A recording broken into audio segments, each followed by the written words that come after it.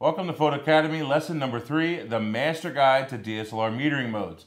We will be introducing the 3 major metering modes and providing examples of when to use each one. In our next lesson, we will expand on using the camera's meter and steps to perfect exposures every time. Keep in mind that each camera is a little different and you will need to refer to your camera's manual for details.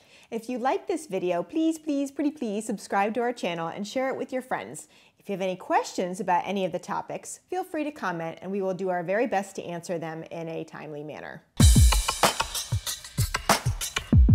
first and most important metering mode is what Nikon calls matrix metering.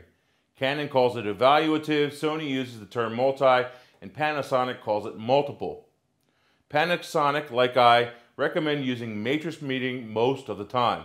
If you have a good understanding of the exposure in your camera, you'll be able to use it almost exclusively.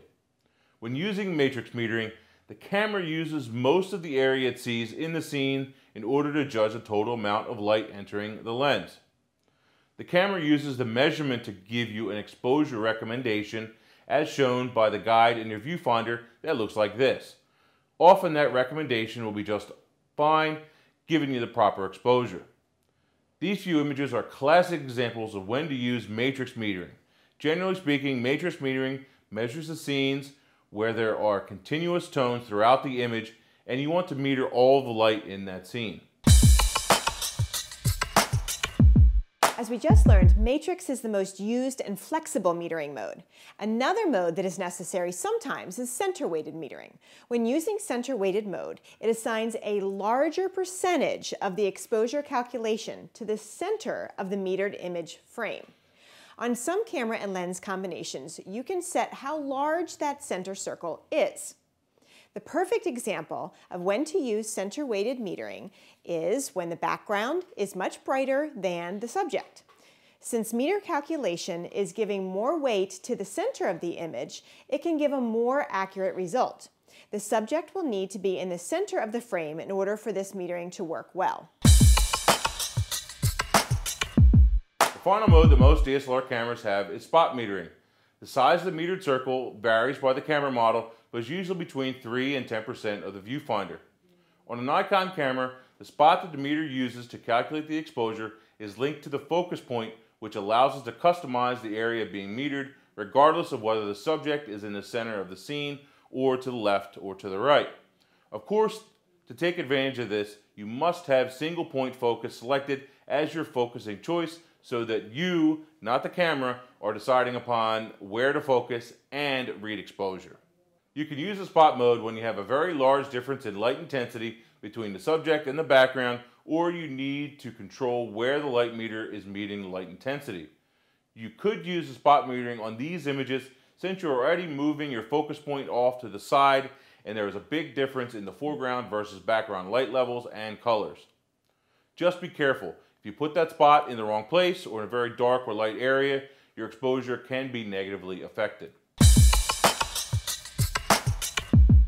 Okay, now to review. Most of the time, matrix, aka evaluative, multi, or multiple metering, will give you the most accurate reading.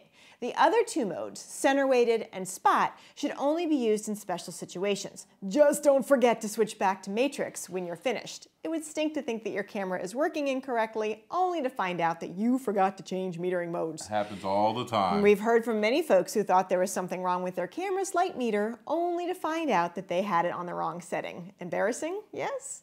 Spot metering is especially dangerous since it moves with the focus point.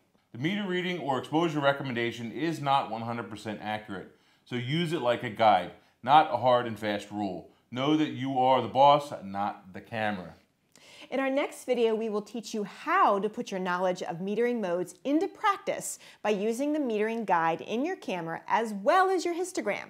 You might want to bone up on your histogram skills found in our previous video because it is very important to the process. On to your assignment. Create a series of 3 images using each of the 3 primary metering modes. Use manual exposure mode and set the meter scale in the middle so there are no hash marks to the left or the right of 0. Note how your exposure recommendation changes. Also try on spot metering mode and try moving the focus point around the frame and note how the meter scale changes depending upon the color or brightness of the focus or spot meter location. Our next lesson is don't be duped by your DSLR's meter.